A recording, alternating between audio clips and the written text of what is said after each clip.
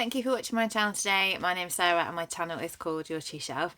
And today I'm doing a wrap up for the month of February. It just occurred to me this morning that I didn't actually wrap up my books that I read in February yet. And so now we're heading towards the middle of March. And so it's about time that we discussed the books from February. I had a really good reading month in February. So referring to my book journal, I actually read everything apart from one book from my TBR, which was as in my overall TBR, not my, I didn't set an individual TBR for February. So the first book that I read is one in a middle grade series, which is the book Smugglers, which is part of the Pages and Co series by Anna James. This is the number 4, I want to say number 4 in the book Smugglers series. And the premise of the series is that we're following Tilly, who is a young girl who's probably about 11, and she lives with both her grandparents. Her grandparents own a bookshop, and they are able to do something called book wandering, where you are able to go inside of a book and take part in the plot of the book, but you have to be careful because harm can come to you in the book if you go somewhere dangerous. And Tilly is half fictional, so her mum book wandered and basically had a relationship with a book character, got pregnant, so Tilly is half fictional. And because of that, she has special abilities, like some of their characters from books can come out of books and they can visit Tilly. And basically Tilly and her best friend go on different kind of bookish adventures. They have to stop people who are trying to do bad things in book wandering, or trying to stop people from book wandering and things like that. And this is the latest in the series of adventures. They're really, really lovely books. I really enjoy reading them. I think that just because a book is for a middle grade reader doesn't mean that an adult can't enjoy the book. So I really enjoyed that one, and the whole series has been really delightful. The next book I read was one that I've now given to charity, but it was called Tangerine by Christine Mangan. And the reason I read this is because I picked it for my TBR spin, and the prompt for February was to read a book that makes you feel like you're out in the sun. And Tangerine is set in Morocco and it's set in the heat, and so I knew that that was my choice for the prompt. We're following 2 young women, one of whom is married and has moved to Morocco with her husband, who is working at the embassy, I believe, the American embassy. She's living there with her husband. She's not particularly happy, and a girl has turned up on her doorstep who used to be her best friend from university, and we know that things went wrong between their friendship at university and they haven't seen each other since. And so it keeps alluding to something that happened in the past, which was really bad. And we know that basically the girl who's turned up on the doorstep really badly gaslighted the woman who's there with her husband. And it's like a whole story of gaslighting, basically. It reminded me, reading it, of a Patricia Highsmith book, but it wasn't done as well as Patricia Highsmith. And I think I enjoyed reading it, and I actually did want to know what was going to happen. There was a sense of peril. There was a sense of like, what is this girl going to do next? Because she's making everyone believe that she's not doing anything when she is. But I felt that the ending was a bit unsatisfactory, and I feel like the average rating on Goodreads for this was quite low. I think it was one of my lowest rated books. And I gave it a 3-star, which is around about where it's average. So it was a good book, but it wasn't a book that will stay with me, or that I wanted to keep, or that I wanted to reread. And I felt that it promised a little bit more than it executed. Then I went on to read a book that I was super interested in, and I listened to this one on audio, and this was Northwoods by Daniel Mason. As soon as I saw the front cover of this, the American edition, I don't particularly like the British cover, I was intrigued by this book. And then as soon as I read the premise, I was like, oh, I'm really intrigued by this book. And the premise is that we're following a plot of land for over hundreds of years, and all the people that come and go on that plot of land over that period of time. So it's almost like interlinked short stories, but they are definitely interlinked. And we start right from the flight of a couple who are escaping some sort of Christian fundamentalist type people a few hundred years ago. Then we go on to some Native American family. Then we go on to the mainstay of the next part of the story, which is a guy who does apple farming on that piece of land, and then all the people that follow on from there. And there's lots of layers to this story, so this story really took me to places I didn't realise it was going to take me to. There was some genres added in that I didn't realise were going to be there, and I don't want to say more about what those were because I think it will spoil the plot. The ending of the story was amazing, how it brought all of the things together. It's a bit like, it's nothing like Girl, Woman, Other in terms of the book's nothing like it, but in Girl, Woman, Other, where you have all of these interlinked people and then at the end it brings them all together, it does that job really, really well. And the reason I gave this a 4.5 stars, the reason I couldn't give it a 5 was because it's not that easy to get into at the beginning. So if you start it and you think, oh, I'm not sure if this is for me, persevere, because the story about the apples goes on, in my opinion, for quite a bit too long, and I got quite bored with that story. But then once that story sets the kind of precedent for the rest of the people to come, then it kind of makes sense why it took so long. But at the time, because I was a bit like, come on, I really want this bit to move forward now, I didn't feel like I could give it 5 stars. If that bit had been more condensed, I think it would have been a 5-star book for me. And the narration is good because it uses different narrators for different parts of the stories, and so it's easier to tell them apart than if you just had one person. The guy who has the most narration, I didn't like his voice as much as some of the other narrators, and again, I don't know whether that tarnished the Apple story a bit because he reads that story, but I thought it was a phenomenal book and amazingly well written, and it really has a lot of nature writing in it as well, because some of the parts of it aren't just about the characters that move through the land, but also the animals, the insects, and that kind of thing as well. So it was a real unique book, and one that it may well make my best books of the year, but we'll see. But I'm not 100% on that yet. We shall see, but I definitely recommend it anyway. The next book that I read was for Foodie February, which was a readathon which was run by Ashley from The Untrained Librarian, and this was basically to read books about food writing in February. And I read a book which had been on my TBR for quite a long time, which was With the Fire on High by Elizabeth Acevado. This is a YA book and I really loved this book. I listened to it on audio. Elizabeth Acevado reads it herself and she does an amazing job of reading it out loud.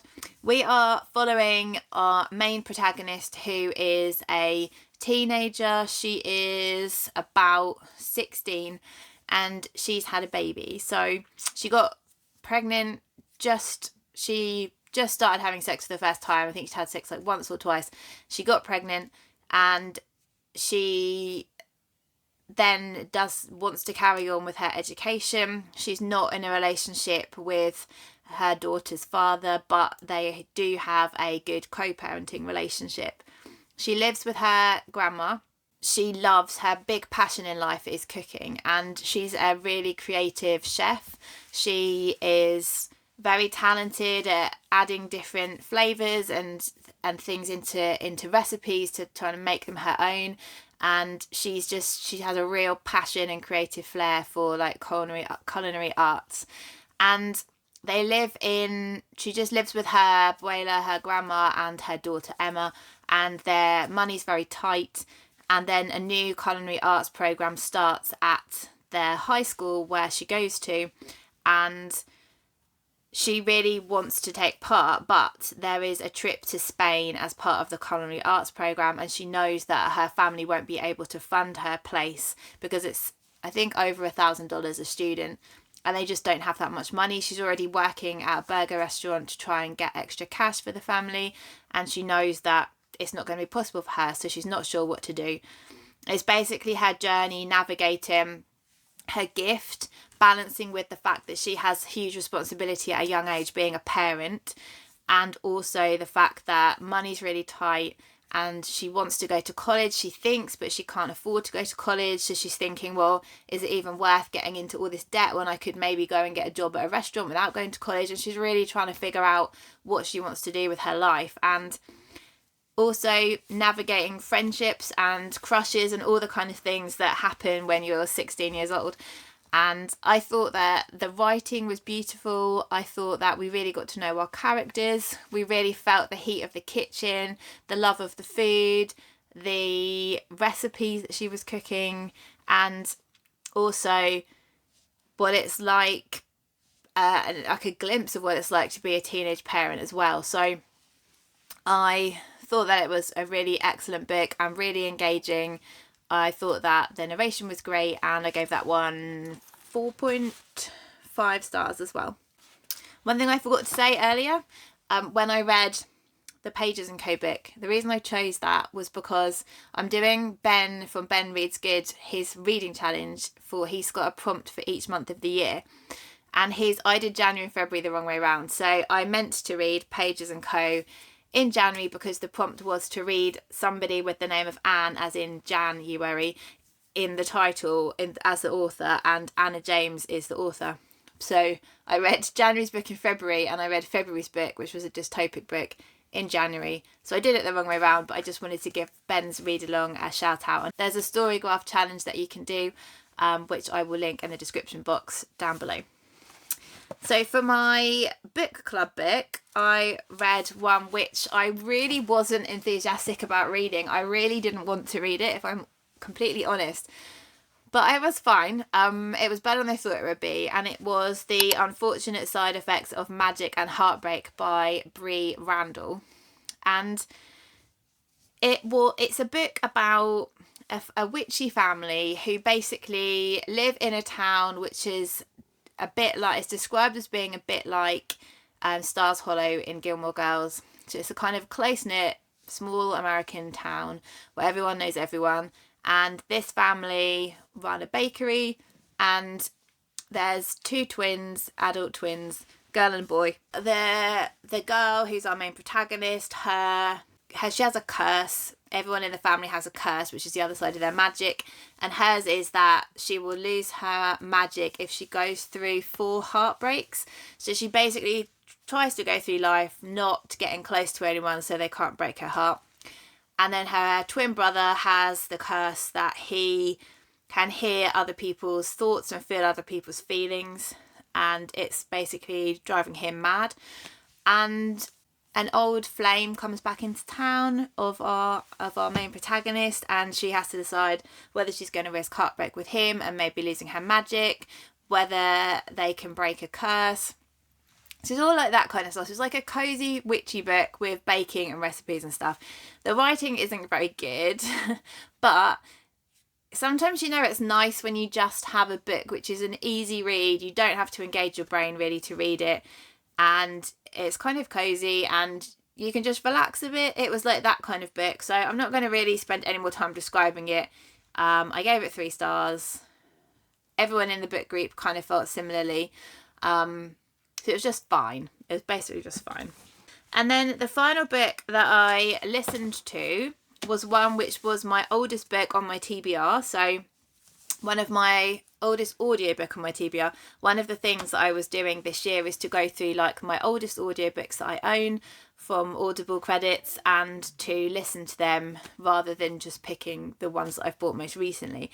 And my oldest one was The Five by Hallie Rubenhold. I was really looking forward to this because I heard such amazing views about this at the time. And this is a non-fiction book following the lives of the 5 women who were killed by Jack the Ripper. So previous books about Jack the Ripper always focus on him, and they also give a lot of incorrect information. And this one doesn't focus on him at all. It only focuses on the women, and it's divided into 5 sections, and the author has absolutely meticulously researched so many things to try and give us the full story of these women's lives. So really from the moment they're born up to their death, the ups and the downs of their lives, the fact that actually at least 3 of them were not sex workers, even though the myth is that Jack the Ripper killed prostitutes. And it was the most vivid description of Victorian England that I have ever read in my life. It absolutely brought to life just how hard Victorian life was if you had no money, and really the drudgery, also things that we say today, and I figured where those sayings come from because of the terms that were used in the time for like if you had no home, then you'd tramp around trying to literally walking around trying to find somewhere to stay. And obviously some people use, it's a really horrible word, some people use tramp for homelessness, and so that's where that came from tramping around London trying to find accommodation. Or they'd have doss houses, which were basically super overcrowded houses where you could have a bed for a half a penny for the night, and there would be tons of people packed into these houses. But again, people sometimes use the word dosser for someone who doesn't really pull their weight, doesn't really do much work, and so you can kind of see that's where that comes from. So I found that interesting. That was just a complete side issue, but just how alcohol played a massive part in ruining people's lives. And I think because life was so hard, there was no fun. It was literally survivals. Trying to feed your family and keep a roof over your head was literally life and death in those days. And a lot of the time people drank because that was their only solace in life. But then if the drinking took hold of them, they became dependent on the drinking, it would literally tear their whole families apart. And that was a big part of how the women's lives fell to pieces in a lot of the cases. And just following them through their different accommodations, through their different partners, their children, their ups and downs of their lives, the good things that happened to them, and then how those things would fall to pieces. It was all just fascinating. And as I said, you could not have got a more vivid description of Victorian England, and I thought it was just an incredible book and absolutely worthy of 5 stars. I really, really gained a lot from listening to that book, and I'd highly recommend it. So that was my reading month for February. And tell me if you've read any of those books, and if you have, what you thought of them. Tell me what your favourite books were in February. I hope that March has been a good one for everybody. It's a very busy reading month given that it's Women's Prize season, 2 Women's Prize long lists. It's Middle Grade March, it's the Irish Readathon, it's Dowathon, it's March Mystery Madness, it's Mammoth March. There's tons of things going on in March. It seems to be a very popular month. I'm not taking part in all those challenges, but there's also the kind of ongoing challenges I'm doing, like Ben's Challenge, TBR Spin. There's a lot going on in March. So yeah, I'm doing my best at the moment with all of those things. But I hope that you're having a really lovely week. I would love to hear from you in the comments, and I'll speak to you all soon. Bye.